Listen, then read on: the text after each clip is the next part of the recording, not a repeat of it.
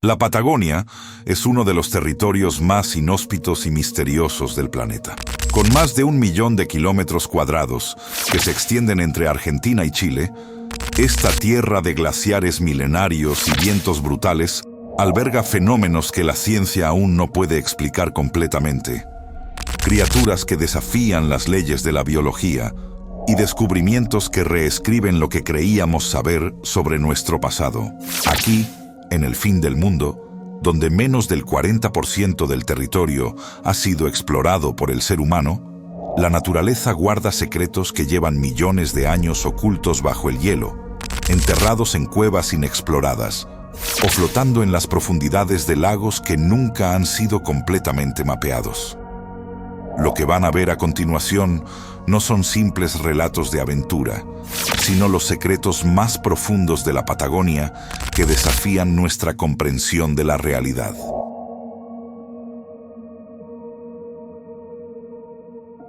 En las estepas desoladas del sur argentino acecha el depredador más letal del continente sudamericano.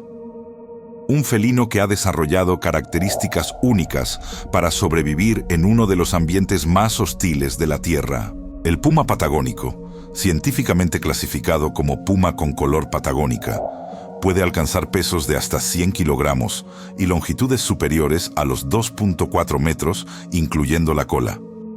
Los biólogos de la Universidad Nacional de la Patagonia han documentado ejemplares con pelaje significativamente más denso que sus parientes norteños y extremidades más robustas, adaptaciones para soportar temperaturas de 30 grados bajo cero. Un solo individuo puede controlar territorios de hasta 400 kilómetros cuadrados, el doble que pumas de otras regiones. Lo inquietante es que guardaparques de reservas remotas como Perito Moreno y los glaciares reportan consistentemente avistamientos de pumas de dimensiones anormales, algunos describiendo ejemplares de casi 3 metros que exhiben comportamientos nunca documentados científicamente. Coordinación grupal en cacerías y vocalización compleja similar a comunicación intencional. En 2019, cámaras trampa en el Parque Nacional Patagonia capturaron imágenes de huellas de 16 centímetros de diámetro, superando por mucho el promedio de 12 centímetros. Para los zoólogos, se trata de ejemplares excepcionalmente grandes dentro del rango normal de variación de la especie. Pero para los pobladores de estancias aisladas que han perdido decenas de animales en ataques coordinados, hay algo más grande y más inteligente cazando en esas montañas. Y las evidencias fotográficas siguen acumulándose sin una explicación definitiva.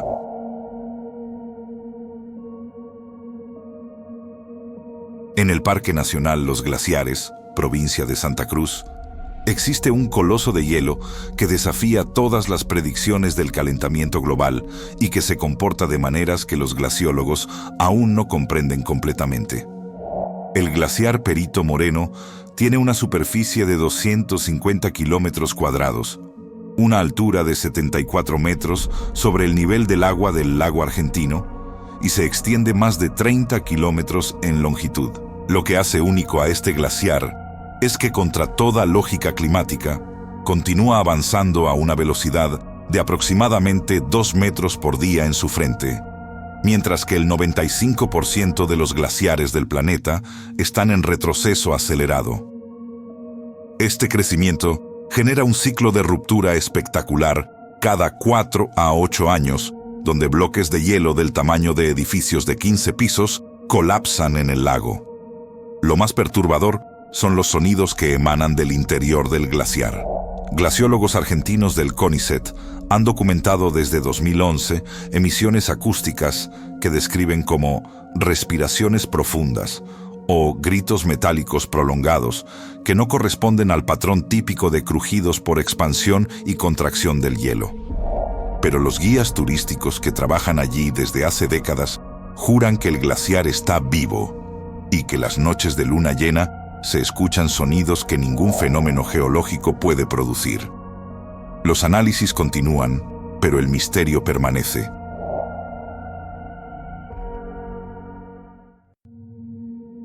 En el profundo cañón del río Pinturas, provincia de Santa Cruz. Las paredes de roca ocultan uno de los testimonios más antiguos y enigmáticos de presencia humana en el continente americano. La Cueva de las Manos, declarada Patrimonio de la Humanidad por UNESCO en 1999, contiene más de 800 impresiones de manos humanas creadas mediante la técnica de estarcido hace entre 9.300 y 13.000 años, según dataciones de carbono 14. Los artistas paleolíticos soplaban pigmentos minerales a través de cañas de hueso, dejando siluetas negativas en la roca. El 90% de las manos son izquierdas, pertenecen mayoritariamente a adolescentes entre 13 y 16 años, y están acompañadas de representaciones de guanacos, escenas de caza y patrones geométricos cuyo significado exacto sigue siendo debatido por arqueólogos. Lo más inquietante es que antropólogos de la Universidad de Buenos Aires identificaron en 2004 que aproximadamente el 12% de las manos muestran dedos faltantes de manera sistemática, típicamente el meñique o anular. Los análisis óseos de restos encontrados en la región confirman que estas no eran amputaciones accidentales, sino rituales deliberados. Más perturbador aún, en secciones profundas de la cueva descubiertas en 2008, existen pinturas de figuras humanoides con proporciones anatómicas imposibles, extremidades que se extienden el doble de lo normal y cabezas desproporcionadamente pequeñas, casi reptilianas. Mientras que los arqueólogos interpretan las mutilaciones como rituales chamánicos de iniciación, documentados en culturas paleolíticas globales, y las figuras anómalas como representaciones simbólicas de estados alterados de conciencia. Los descendientes de tehuelches mantienen tradiciones orales que hablan de los que vinieron antes, seres que habitaban las cuevas profundas y que dejaron sus marcas como advertencia. Las figuras imposibles nunca han recibido una explicación académica satisfactoria que explique por qué culturas separadas por miles de kilómetros representaban humanoides con características tan similares.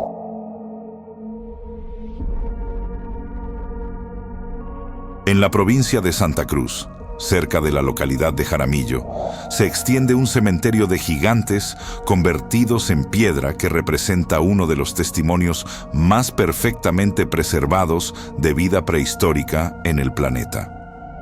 El bosque petrificado Jaramillo, también conocido como Monumento Natural Bosques Petrificados, contiene árboles fosilizados de la familia Araucariaceae, que vivieron hace aproximadamente 150 millones de años durante el período Jurásico. Los troncos alcanzan longitudes de hasta 35 metros y diámetros superiores a 3 metros, convertidos en piedra a través de un proceso de permineralización que preservó no solo la estructura macroscópica, sino detalles celulares visibles al microscopio.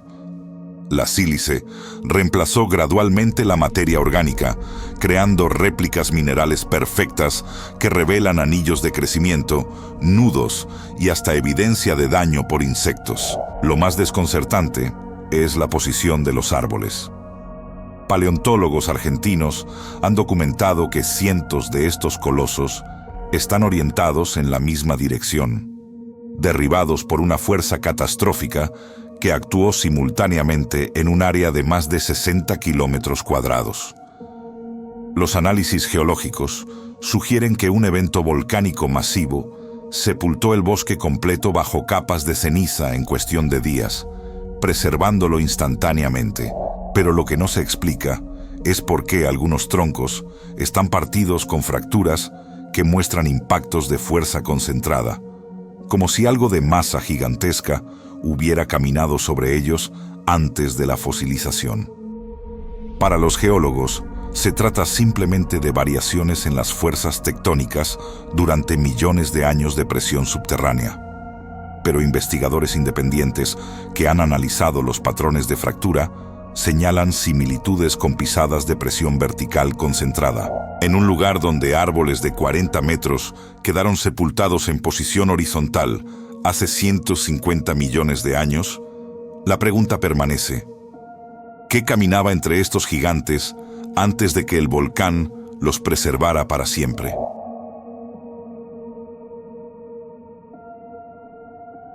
En 1901, dos de los criminales más buscados de Estados Unidos desaparecieron del radar de la agencia Pinkerton y reaparecieron 12.000 kilómetros al sur, en uno de los rincones más remotos de la Patagonia argentina.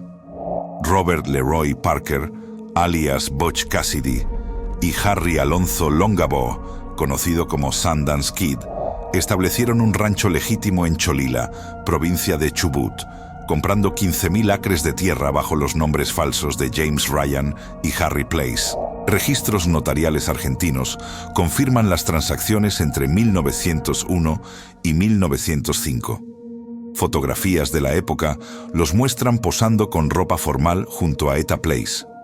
El rancho, ubicado a orillas del Río Blanco, operaba exitosamente criando ovejas hasta que detectives de Pinkerton rastrearon su ubicación en 1905, forzándolos a huir hacia Chile.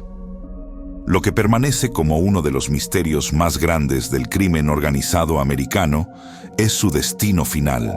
La versión oficial sostiene que murieron en un tiroteo con policía boliviana en San Vicente el 6 de noviembre de 1908.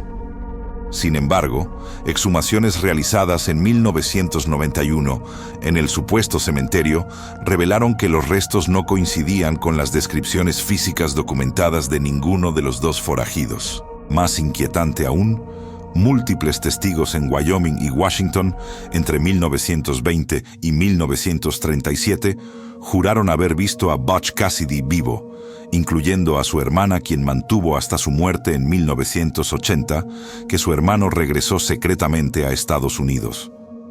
Mientras que historiadores oficiales consideran cerrado el caso basándose en reportes policiales bolivianos, investigadores privados han rastreado una red de refugios en la Patagonia profunda que nunca fueron completamente explorados.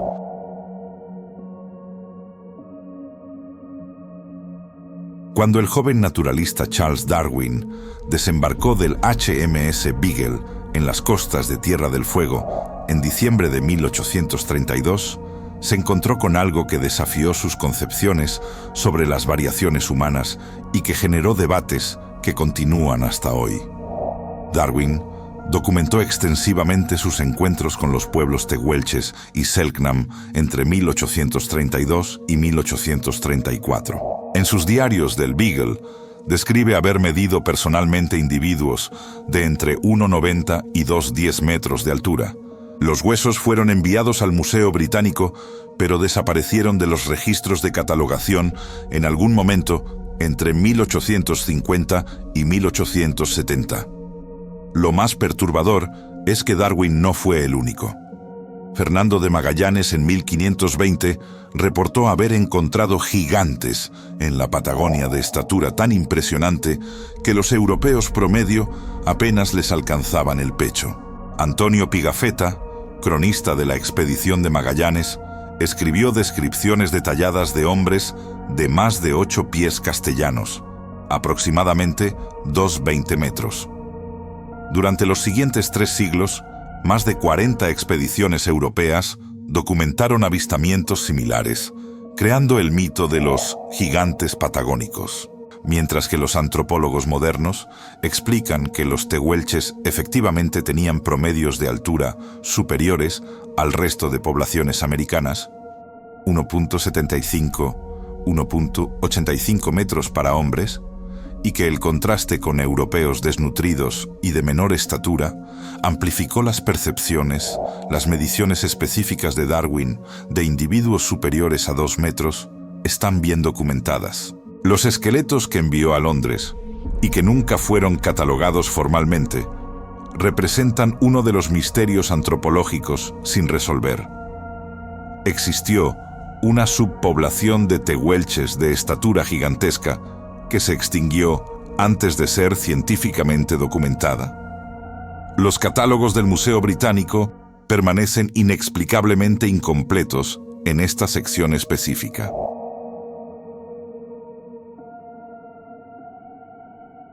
La misma expedición que llevó a Charles Darwin a formular la teoría de la evolución estuvo a punto de terminar en tragedia múltiples veces en las costas traicioneras de la Patagonia, y algunos de los descubrimientos más importantes del viaje casi se pierden para siempre en estas aguas. El HMS Beagle, un bergantín de la Royal Navy de apenas 27 metros de eslora, navegó las costas patagónicas entre 1832 y 1835, cartografiando el estrecho de Magallanes y el archipiélago fueguino. El capitán Robert Fitzroy documentó en sus bitácoras al menos 14 incidentes donde el barco estuvo a minutos de naufragar debido a tormentas repentinas, corrientes impredecibles y formaciones rocosas submarinas no cartografiadas. En febrero de 1834, una tormenta en el canal Beagle forzó al navío a anclar en bahías de emergencia durante 11 días consecutivos, con olas que superaban los 12 metros de altura. Lo más aterrador es que durante uno de estos episodios, Darwin estuvo a punto de perder todas sus colecciones. En su diario del 24 de febrero de 1834, describe cómo una ola rompió las ventanas de su cabina, inundando completamente su espacio de trabajo. Cajas conteniendo especímenes geológicos, insectos y notas manuscritas quedaron empapadas en agua salada. Darwin pasó 3 días secando frenéticamente documentos que eventualmente serían fundamentales para el origen de las especies. Páginas completas de observaciones sobre los pinzones de Galápagos resultaron ilegibles y tuvieron que ser reconstruidas de memoria meses después. Mientras que la historia oficial celebra el éxito del viaje del Beagle, pocos conocen cuán cerca estuvo la teoría evolutiva de nunca existir. Fitzroy confesó en su diario que en al menos 3 ocasiones consideró seriamente abandonar las exploraciones patagónicas debido al riesgo mortal. Si el Beagle hubiera naufragado en esas costas, como tantos otros barcos antes y después, la comprensión científica de la vida en la Tierra podría haberse retrasado décadas. Los restos de más de 200 naufragios documentados en el estrecho de Magallanes son testigos silenciosos de cuán cerca estuvo el mundo de perder uno de los descubrimientos más importantes de la ciencia.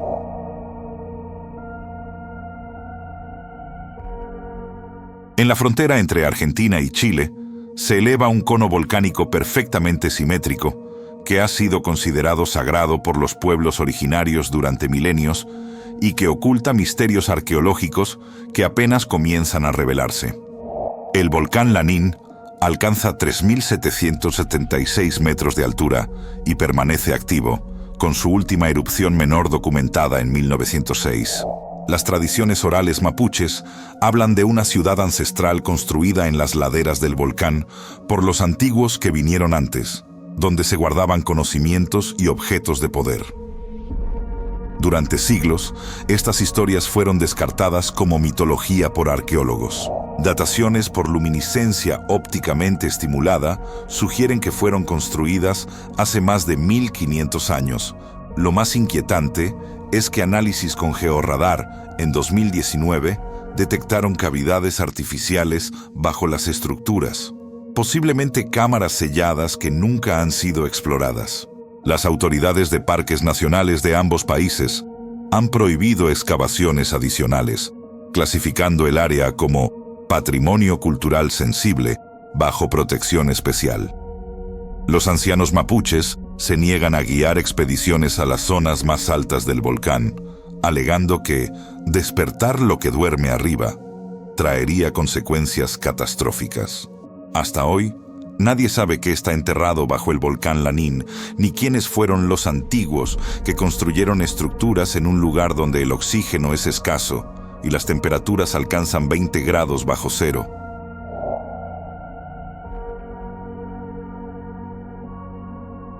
En el desierto de Atacama chileno, a 240 kilómetros al sur de Antofagasta y sorprendentemente lejos del océano, se descubrió en 2010 uno de los yacimientos paleontológicos más desconcertantes de la historia moderna. Cerro Ballena, que significa Cerro de Ballenas, reveló durante la construcción de una auto panamericana más de 40 esqueletos completos de ballenas, delfines, focas, perezosos acuáticos extintos y aves marinas, todos fosilizados en posiciones de muerte súbita hace aproximadamente 6 a 9 millones de años durante el Mioceno tardío. Los fósiles incluyen especies de ballenas barbadas de hasta 8 metros de longitud, 4 especies diferentes de delfines extintos y marsopas. Lo extraordinario es que están preservados en posiciones anatómicas perfectas, con esqueletos articulados completos, sugiriendo que murieron rápidamente y fueron enterrados antes de que depredadores o corrientes dispersaran los huesos. Lo que convierte este descubrimiento en un misterio profundo es la causa de muerte masiva. Paleontólogos de la Smithsonian Institution que estudiaron el sitio propusieron que floraciones de algas tóxicas envenenaron a todos estos animales simultáneamente en 4 eventos separados a lo largo de miles de años. Pero esta teoría no explica por qué murieron en grupos tan diversos. Ballenas que se alimentan por filtración, delfines cazadores, focas y aves que ocupan nichos ecológicos completamente diferentes, raramente serían afectados simultáneamente por el mismo tipo de toxina. Mientras que la explicación oficial de floraciones algales tóxicas es la más aceptada, algunos investigadores señalan que el patrón de mortalidad es consistente con eventos de cambio químico oceánico súbito o incluso desorientación masiva por anomalías geomagnéticas. En un lugar donde 40 gigantes del océano llegaron a morir juntos, a kilómetros de la costa actual, repetidamente durante milenios, la pregunta persiste: ¿qué fuerza invisible convirtió estas aguas en una trampa mortal una y otra vez? Los esqueletos fueron removidos y digitalizados en 3D antes de que la autopista los destruyera, pero el misterio de su muerte masiva permanece sin respuesta definitiva.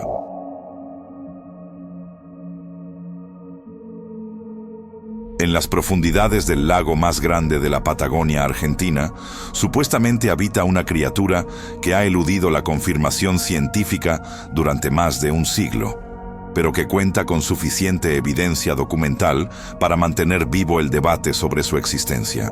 El lago Nahuel Huapi, ubicado en la provincia de Río Negro cerca de Bariloche, tiene una superficie de 557 kilómetros cuadrados y una profundidad máxima documentada de 464 metros, con temperaturas de agua que raramente superan los 14 grados Celsius. El primer avistamiento registrado data de 1910, cuando George Garrett, superintendente de una compañía naviera, reportó en el Toronto Globe haber visto una criatura con cuello de cisne y varias jorobas dorsales, emergiendo cerca de Puerto Blest. Desde entonces, más de 100 avistamientos han sido documentados por testigos que incluyen guardaparques, pescadores locales, científicos y turistas. Lo inquietante es que en 2006, una expedición científica argentina realizó escaneos exhaustivos con sonar del lecho del lago y detectó anomalías significativas. Objetos sólidos de gran tamaño moviéndose a profundidades superiores a 200 metros a velocidades incompatibles con corrientes submarinas o peces conocidos. El equipo también documentó cavernas subacuáticas que podrían conectarse con otros lagos patagónicos a través de túneles naturales, creando un ecosistema oculto. Más perturbador aún, análisis de ADN ambiental realizados en 2019 por la Universidad Nacional del Comahue detectaron secuencias genéticas que no coincidían con ninguna especie catalogada en bases de datos sudamericanas. Mientras que biólogos marinos argumentan que los avistamientos son probablemente troncos flotantes, olas inusuales o percepciones distorsionadas, ninguna de estas explicaciones aborda las lecturas de sonar de objetos en movimiento activo. El gobierno argentino prohibió en 2020 expediciones de búsqueda adicionales, clasificando ciertas zonas del lago como áreas de protección ecológica restringida sin explicación pública. En un lago con cavernas inexploradas a más de 400 metros de profundidad, la posibilidad de megafauna desconocida no puede ser completamente descartada, y las secuencias de ADN no identificadas siguen esperando explicación.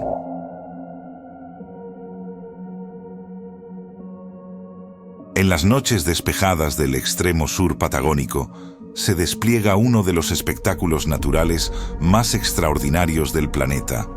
Un fenómeno electromagnético que no solo es visualmente impresionante, sino que está conectado a fuerzas cósmicas que pueden afectar la tecnología moderna de manera impredecible.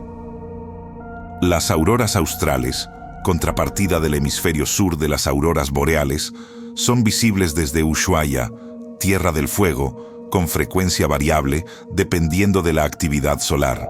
El fenómeno es causado por partículas cargadas del viento solar que interactúan con la magnetosfera terrestre, canalizadas hacia los polos donde colisionan con moléculas de oxígeno y nitrógeno en la atmósfera superior, generando emisiones luminosas en tonos de verde, rojo, violeta y azul. Los observatorios astronómicos de Ushuaia documentan entre 15 y 30 eventos de auroras visibles por año, sincronizados con tormentas solares. Lo más aterrador es que durante eventos de auroras australes intensas, sistemas electrónicos en la región fallan inexplicablemente. En marzo de 2015, durante una tormenta geomagnética clasificada como G3, fuerte, sistemas GPS en toda Tierra del Fuego mostraron errores de posicionamiento de hasta 500 metros. Comunicaciones de radio experimentaron interferencias masivas y la red eléctrica de Ushuaia sufrió fluctuaciones de voltaje que dañaron transformadores. Pilotos que volaban cerca reportaron que sus instrumentos de navegación se volvieron completamente erráticos durante los 40 minutos que duró la aurora más intensa. Mientras que los científicos explican que tormentas geomagnéticas severas pueden inducir corrientes eléctricas en infraestructura tecnológica. La pregunta más inquietante es qué ocurriría durante un evento Carrington nivel, una supertormenta solar como la de 1859 que hoy colapsaría la infraestructura eléctrica global. En la Patagonia, donde la dependencia de tecnología GPS y comunicaciones satelitales es crítica para la supervivencia en áreas remotas, una aurora suficientemente poderosa podría dejar expediciones completas perdidas, sin forma de pedir auxilio. Y según astrónomos solares, no es cuestión de si ocurrirá otro evento Carrington, sino cuándo.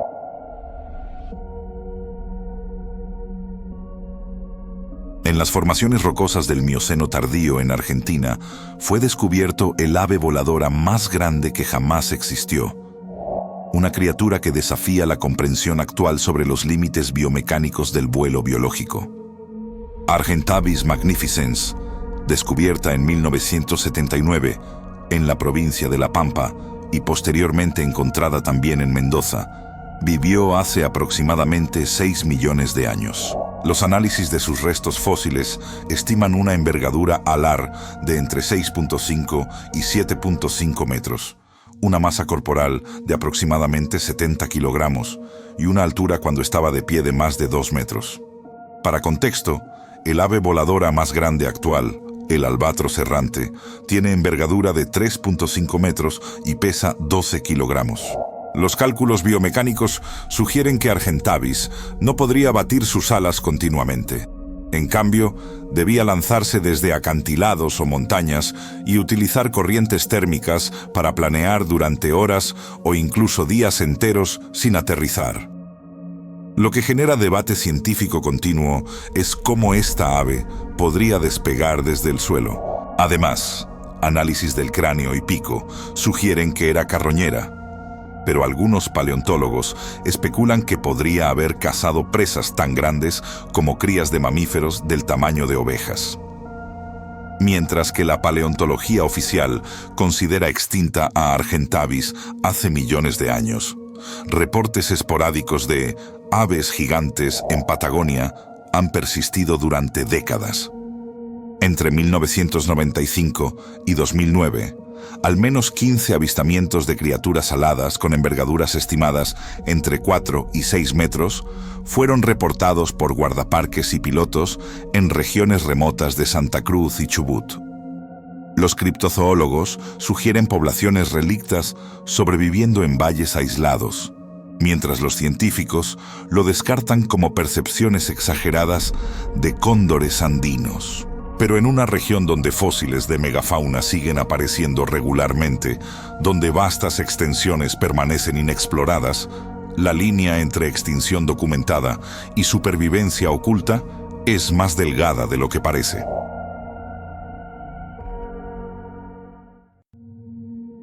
En las aguas cristalinas de un lago patagónico argentino, existe un bosque que ha permanecido intacto bajo el agua durante milenios, creando uno de los paisajes submarinos más surrealistas del planeta y planteando preguntas sobre eventos catastróficos del pasado. El lago Traful, ubicado en la provincia de Neuquén, contiene en su extremo sur un bosque de cipreses y coigües que permanece de pie bajo el agua a profundidades de entre 20 y 35 metros. Los árboles, algunos de más de 20 metros de altura, mantienen ramas, corteza y estructura casi intactas, visibles desde la superficie debido a la excepcional claridad del agua. Las investigaciones geológicas determinaron que este bosque fue sumergido hace aproximadamente 7.000 años por un deslizamiento masivo de tierra que represó el valle, elevando el nivel del agua rápidamente y preservando los árboles antes de que pudieran descomponerse. Lo más inquietante es que análisis dendrológicos de muestras extraídas en 2003 revelaron que los árboles dejaron de crecer abruptamente, todos al mismo tiempo, sugiriendo un evento catastrófico súbito. Más perturbador aún, algunos troncos muestran marcas de carbonización parcial antes de la submersión, indicando que un incendio forestal precedió inmediatamente al deslizamiento. Los geólogos especulan que actividad sísmica pudo haber desencadenado tanto el incendio, por caída de rocas generando chispas, como el megadeslizamiento posterior. Mientras que la explicación científica de deslizamiento postglacial es ampliamente aceptada, lo que nunca ha sido explicado satisfactoriamente es por qué varios árboles en el centro del bosque sumergido están orientados en ángulos imposibles, con raíces apuntando hacia arriba, como si algo los hubiera arrancado y reposicionado violentamente antes de la inundación. Los buzos que exploran el sitio regularmente reportan sensaciones de desorientación y ansiedad inexplicable cuando nadan entre los árboles más profundos, fenómeno que algunos atribuyen a efectos de narcosis por nitrógeno, pero que ocurre incluso a profundidades donde la narcosis no debería manifestarse. En un bosque que murió en un solo día, hace 7.000 años, y que permanece congelado en el tiempo bajo aguas heladas, los árboles retorcidos en posiciones imposibles siguen planteando preguntas sin respuesta.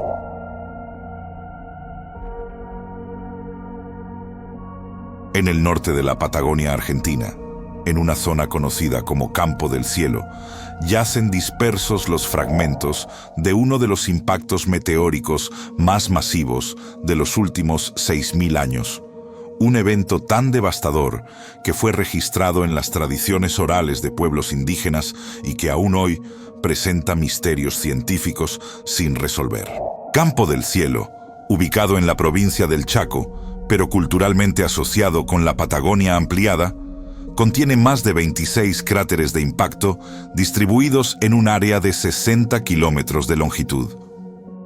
El evento ocurrió hace aproximadamente 4.000 a 5.000 años, cuando un meteorito metálico de hierro-níquel se fragmentó en la atmósfera y impactó en múltiples puntos. El fragmento más grande recuperado, llamado el Chaco, pesa 37 toneladas y es el segundo meteorito metálico más grande del mundo encontrado en una sola pieza. Análisis científicos confirman que proviene del cinturón de asteroides entre Marte y Júpiter. Lo más inquietante es que crónicas de pueblos originarios registradas por conquistadores españoles en el siglo XVI describen el área como el lugar donde cayeron las estrellas de fuego, y hablan de grupos humanos que presenciaron el impacto, describiendo lluvias de fuego que duraron días y tierra que quemaba durante lunas. Si los testimonios orales son precisos, esto implicaría que el impacto fue presenciado por humanos hace 4000 años. Más perturbador, expediciones clandestinas con detectores de metales han reportado encontrar fragmentos meteóricos enterrados a profundidades de más de 10 metros, sugiriendo que cráteres adicionales no identificados podrían existir. Mientras que la ciencia ha catalogado oficialmente 26 cráteres, análisis con magnetómetros realizados en 2016 detectaron 18 anomalías magnéticas adicionales que podrían corresponder a cráteres enterrados o fragmentos mayores bajo tierra. Las autoridades argentinas han prohibido excavaciones no autorizadas, pero cazadores de meteoritos ilegales continúan extrayendo material del sitio. En una región donde toneladas de hierro extraterrestre esperan bajo tierra, donde el impacto fue potencialmente presenciado por humanos en la prehistoria, la pregunta permanece: ¿cuántos fragmentos gigantes siguen enterrados y qué información sobre el evento catastrófico podrían revelar?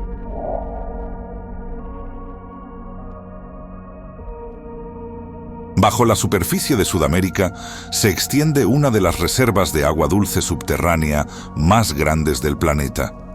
Un sistema hidrológico que se conecta con formaciones geológicas patagónicas de maneras que apenas comienzan a comprenderse. El acuífero Guaraní abarca 1.2 millones de kilómetros cuadrados bajo Argentina, Brasil, Paraguay y Uruguay, conteniendo aproximadamente 30.000 kilómetros cúbicos de agua. Aunque su centro está en el noreste argentino, estudios hidrogeológicos recientes sugieren que se conecta mediante fallas tectónicas con sistemas de cuevas kársticas bajo la Patagonia Norte.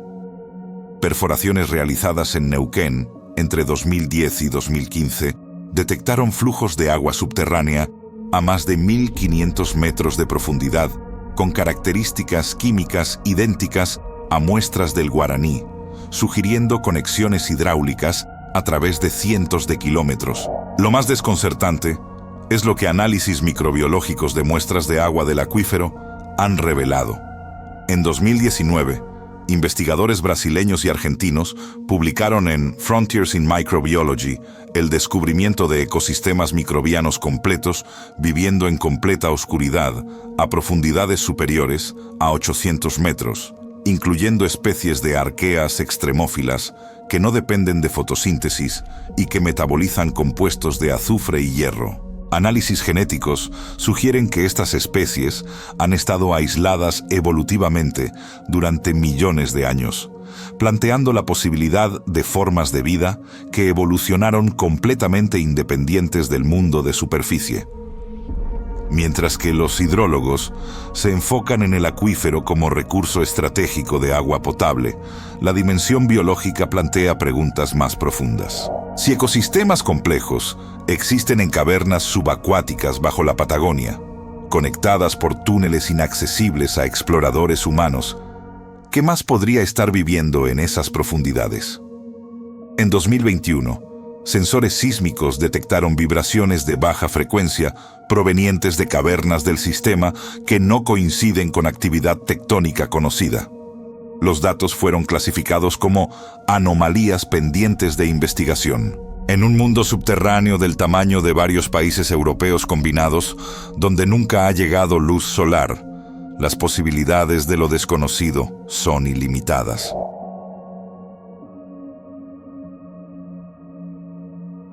En la meseta patagónica argentina existen formaciones geológicas conocidas como cañadones, que crean laberintos naturales de kilómetros de extensión y que exhiben propiedades magnéticas y acústicas que desorientan instrumentos modernos y humanos por igual. Los cañadones son valles estrechos y profundos, excavados por la erosión fluvial en capas de rocas sedimentarias durante millones de años. Algunos alcanzan profundidades de más de 200 metros, con paredes verticales de roca estratificada.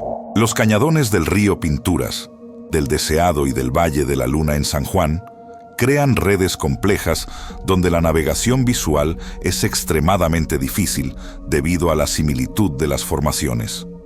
Pero lo que hace únicos a ciertos cañadones patagónicos son las anomalías instrumentales reportadas consistentemente por expediciones científicas. Lo más perturbador es que dispositivos GPS experimentan errores significativos dentro de algunos cañadones específicos. En 2014, un equipo de geólogos del CONICET documentó que sistemas GPS mostraban desviaciones de posición de hasta 300 metros al interior del cañadón del río deseado, mientras que fuera del cañadón funcionaban normalmente. Brújulas magnéticas giraban erráticamente y equipos de comunicación por radio experimentaban interferencias inexplicables. Análisis posteriores detectaron concentraciones inusuales de minerales de hierro y magnetita en las paredes rocosas que crean campos magnéticos localizados, mientras que los geofísicos explican las anomalías como resultado de concentraciones minerales naturales. Lo que no explican son los reportes de desorientación temporal extrema en exploradores. Múltiples excursionistas han reportado haber perdido tiempo dentro de cañadones, entrando al mediodía y saliendo cuando sus relojes indicaban que habían pasado 6 horas, pero la posición del sol sugería solo 2 horas. Los fenómenos de distorsión temporal son típicamente descartados como confusión por deshidratación, pero ocurren incluso en expediciones bien equipadas con cronometraje preciso. En laberintos rocosos, donde las leyes de magnetismo se comportan de forma anómala y el tiempo parece fluir diferente, la línea entre geología y algo más extraño se vuelve difusa.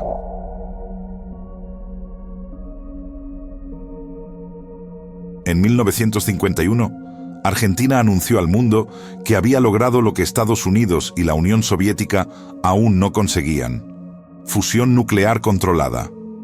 La declaración del presidente Juan Domingo Perón desató escepticismo internacional y eventualmente se reveló como uno de los fraudes científicos más grandes del siglo XX. Pero lo que realmente ocurrió en la isla Huemul sigue siendo un misterio parcialmente clasificado.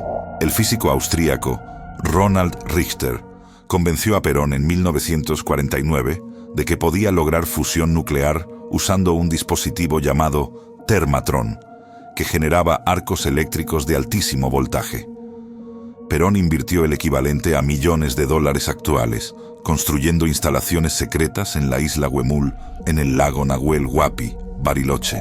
El 24 de marzo de 1951, Perón anunció públicamente: en la planta piloto de energía atómica instalada en Bariloche, se realizaron reacciones termonucleares bajo condiciones de control, en escala técnica.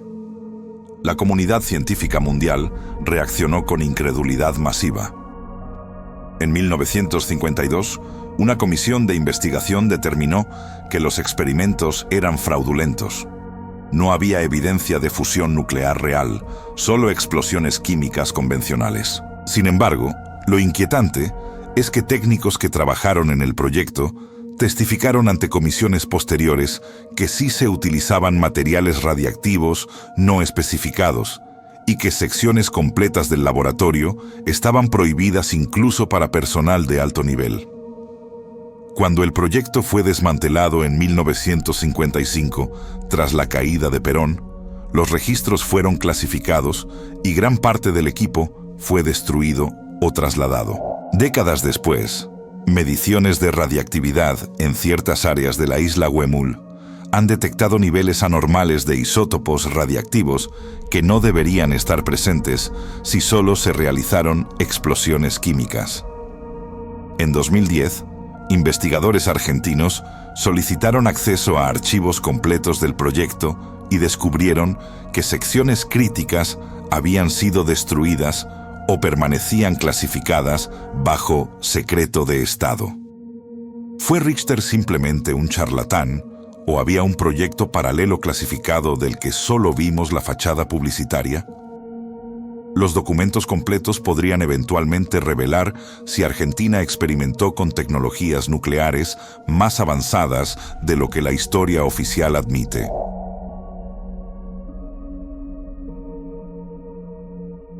En la ciudad de Tandil, en la provincia de Buenos Aires, cerca del límite norte de la Patagonia, existió durante siglos un fenómeno geológico que desafiaba las leyes de la física y que desapareció tan misteriosamente como había existido.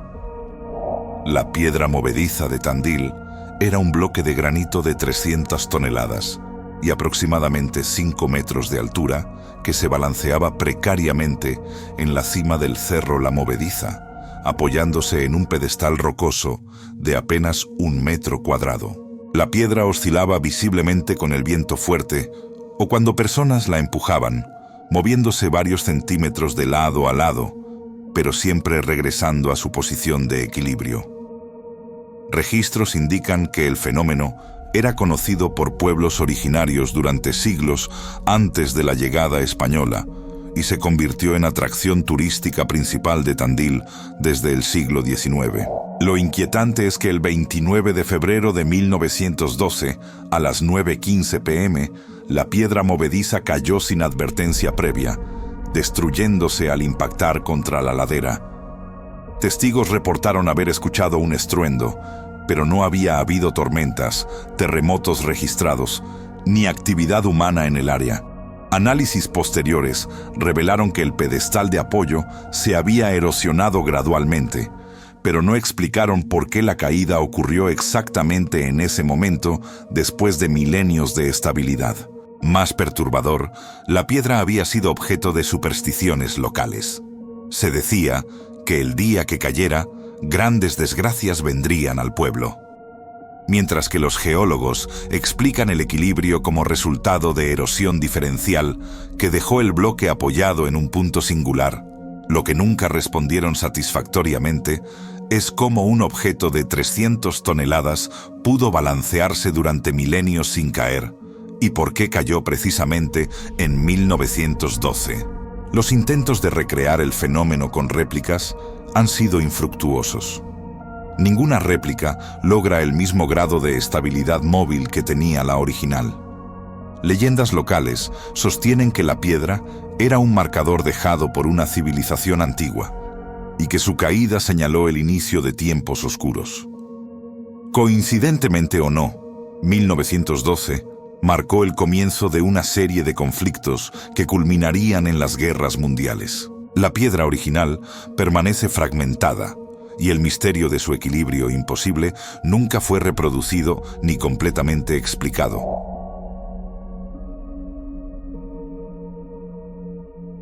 Entre Chile y Argentina se extiende la tercera reserva de hielo continental más grande del mundo, un territorio de más de 16.800 kilómetros cuadrados, donde menos del 20% ha sido explorado por humanos y donde expediciones científicas han detectado anomalías que desafían explicación convencional. El campo de hielo patagónico sur alimenta más de 48 glaciares mayores y contiene regiones que permanecen completamente vírgenes de pisadas humanas debido a condiciones climáticas extremas, terreno inaccesible y la presencia de crevaces mortales.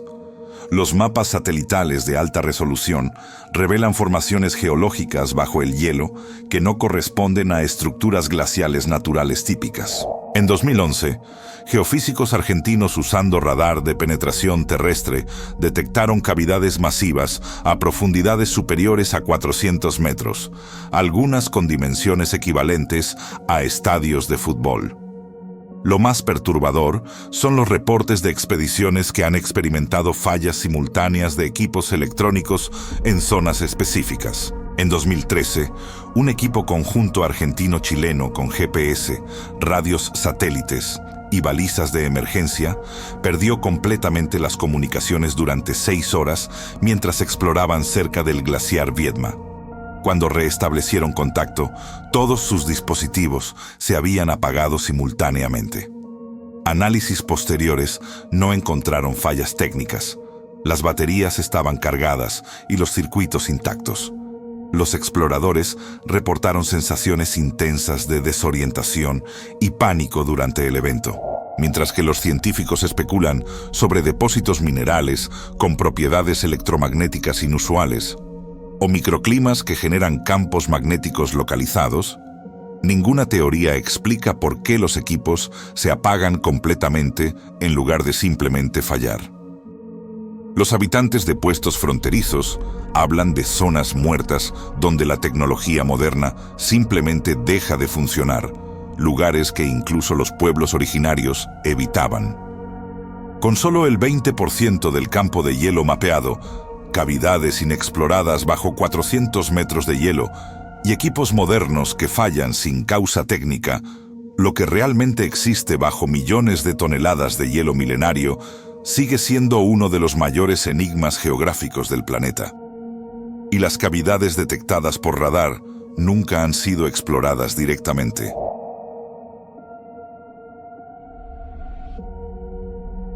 En las planicies áridas de la estepa patagónica argentina, dispersos a lo largo de miles de kilómetros cuadrados, aparecen formaciones circulares perfectas que han desconcertado a ecólogos y geólogos desde su documentación científica formal en 2017.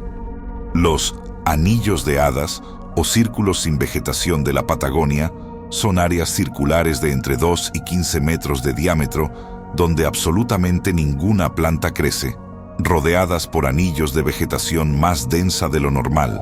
El fenómeno fue estudiado sistemáticamente por primera vez por investigadores de la Universidad Nacional de la Patagonia San Juan Bosco, quienes documentaron más de 200 formaciones en las provincias de Chubut y Santa Cruz. El patrón es casi idéntico a los círculos de hadas del desierto de Namibia, en el otro extremo del planeta, que han sido estudiados durante décadas sin consenso científico sobre su origen. Lo inquietante es que análisis de suelo dentro de los círculos muestra que no hay diferencias químicas significativas que expliquen la ausencia total de vegetación. No hay toxinas, no hay diferencias de pH, no hay compactación anormal. Las teorías propuestas incluyen competencia de plantas por agua, actividad de termitas subterráneas o patrones de autoorganización de vegetación. Sin embargo, en 2021, un estudio publicado en Ecological Modeling reveló que los círculos patagónicos no muestran presencia de termitas ni otros insectos que puedan crear el patrón. Más perturbador, imágenes satelitales históricas muestran que algunos círculos aparecen y desaparecen en ciclos de 8 a 12 años sin intervención humana o animal aparente. Mientras que los ecólogos continúan debatiendo entre hipótesis de autoorganización vegetal por competencia de recursos o efectos microclimáticos localizados, ninguna teoría explica satisfactoriamente por qué patrones casi idénticos aparecen en ecosistemas completamente diferentes, separados por 10.000 kilómetros. Los pobladores rurales de la estepa los llaman marcas de espíritus, y algunos evitan acampar dentro de los círculos, alegando que causan pesadillas.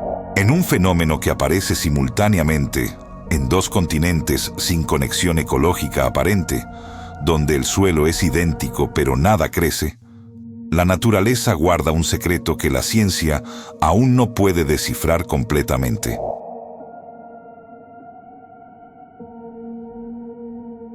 En el pueblo montañoso de El Chaltén, considerado la capital nacional del trekking en Argentina, existe un fenómeno acústico que no solo es audible, sino que tiene efectos medibles sobre el sistema nervioso humano y que ha sido objeto de estudios neurocientíficos inquietantes.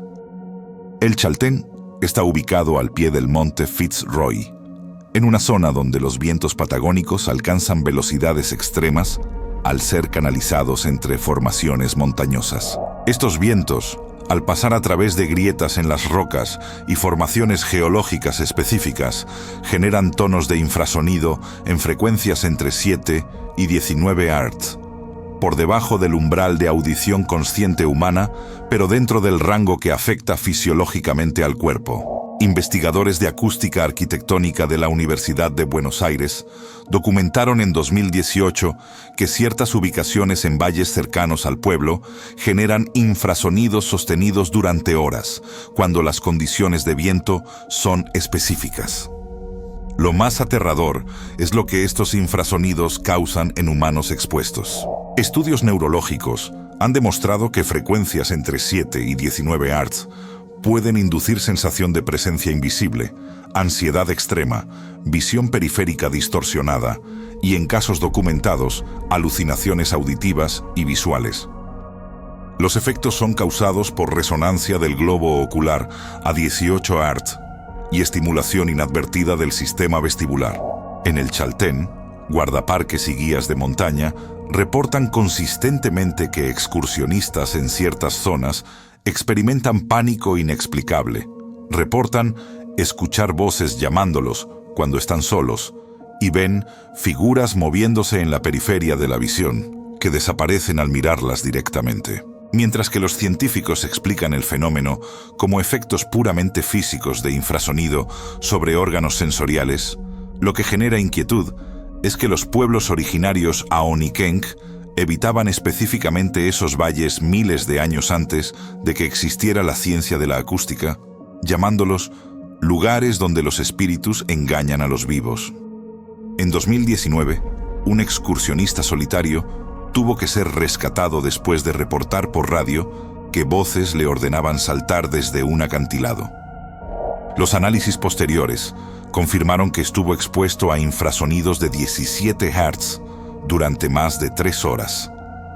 En una región donde el viento puede literalmente generar alucinaciones medibles, donde la física y la percepción humana colisionan de formas peligrosas. La frontera entre fenómeno natural y experiencia paranormal se desvanece por completo, y los valles continúan susurrando. La Patagonia no es simplemente una región geográfica. Es un laboratorio natural donde las leyes de la física parecen comportarse diferente, donde la historia se oculta bajo capas de hielo milenario, donde criaturas extintas podrían no estarlo tanto, y donde el viento mismo puede alterar la realidad percibida. En un territorio donde el 60% del terreno nunca ha sido pisado por humanos, donde glaciares ocultan cavidades del tamaño de estadios, donde círculos perfectos aparecen sin explicación, y donde los instrumentos modernos fallan en zonas específicas sin razón técnica, los secretos son más profundos que cualquier misterio que podamos imaginar.